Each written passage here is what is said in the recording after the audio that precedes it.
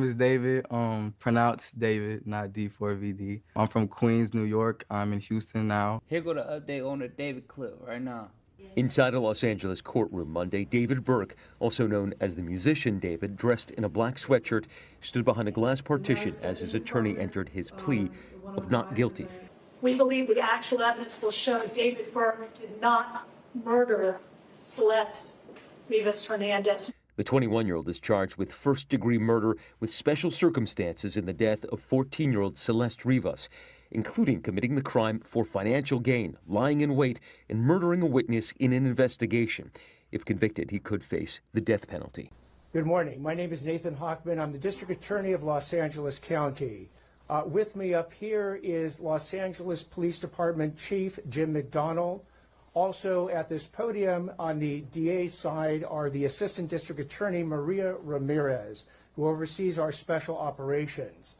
We have John McKinney, who is our Director of Specialized Prosecutions. The Assistant Head Deputy District Attorney is Habib Balian of the Major Crimes Division.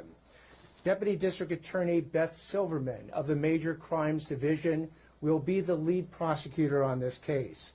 From the Los Angeles Police Department, we also have Captain Scott Williams, who's the commanding officer of LAPD's Robbery Homicide Division, the Chief of Detectives, Alan Hamilton, the Director of Specialized Prosecutions, Mike Rimkunis, and the LAPD detectives on this case, Josh Byers and Corey Farrell.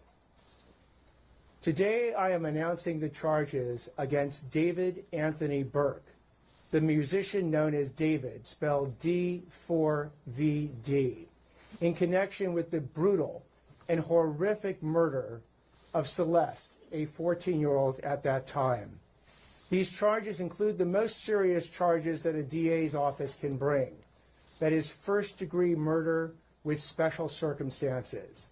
The special circumstances being lying in wait, committing this crime for financial gain, or murdering a witness in an investigation.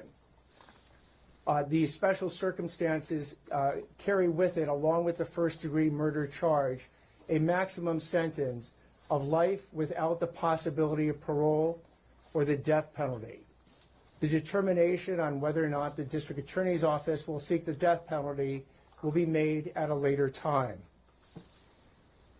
Before I get into the actual charges, and there are additional charges against Mr. Burke, including continuous sexual acts, lewd and lascivious sexual acts with an individual under 14 years old, and mutilating a human remains of a body.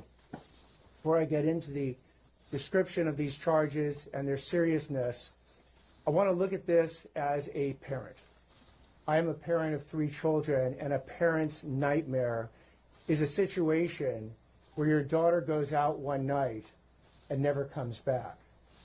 As we will show in a court of law, and what I also want to make sure about that the understanding of these charges is clear, is my description of these charges is not evidence that we are going to present in court. These charges, in fact, will not be evidence in the court. Evidence will be the witness testimony, the documents, and different types of admissible testimony that we will admit into court in the prosecution, and if it leads to the eventual trial of Mr. Burke, to convince a jury of 12 people beyond a reasonable doubt that each and every one of these charges is true, as well as the special allegations and circumstances that have been alleged. Now, back to this being a parent's nightmare. On April 23rd, 2025, as been alleged by the complaint, Celeste, a 14-year-old at that time, went to Mr. Burke's house in the Hollywood Hills. She was never heard from again.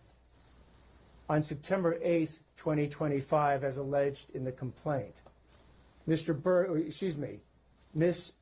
Celeste's remains, her dismembered and decomposed remains, were found in 2 bags inside of a front trunk of a car registered to Mr. Burke. Thereafter began an investigation. The investigation was to determine who killed, who murdered Celeste months and months before. That investigation was carried out in unison and in partnership between the LAPD's Robbery Homicide Division and the District Attorney's Office. At every point in the investigation, through the arrest and the filing of charges, the LAPD and the District Attorney's Office have worked in lockstep. There's been no disagreements amongst these entities in deciding how to proceed with this case, ultimately leading to these charges today.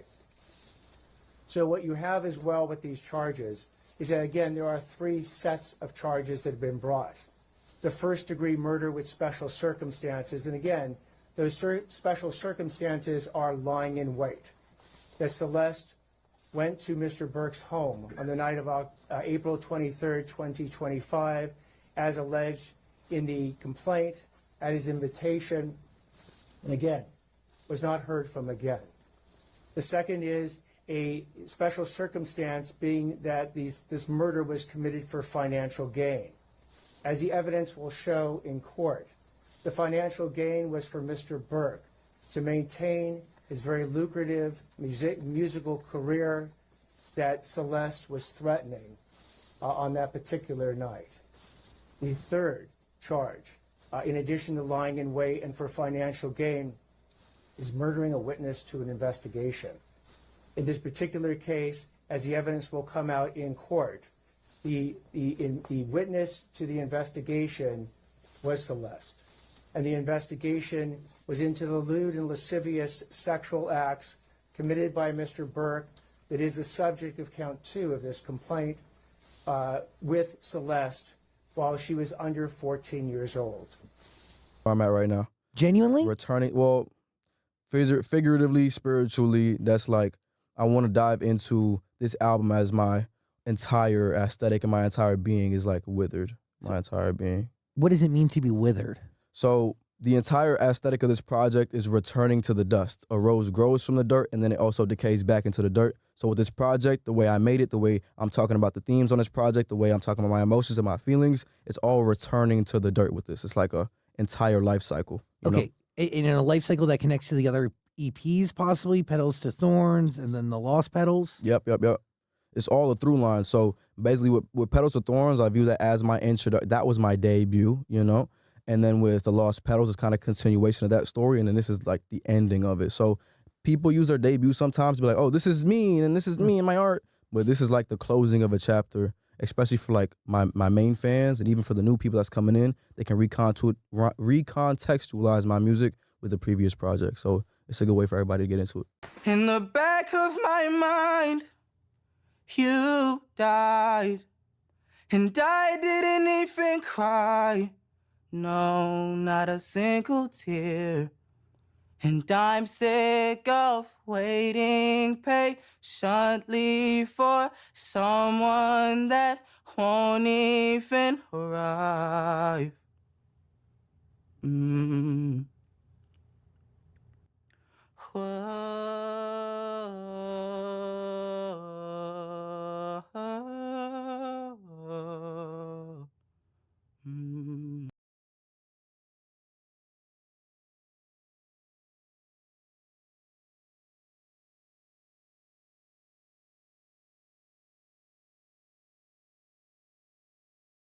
Of death to be homicide.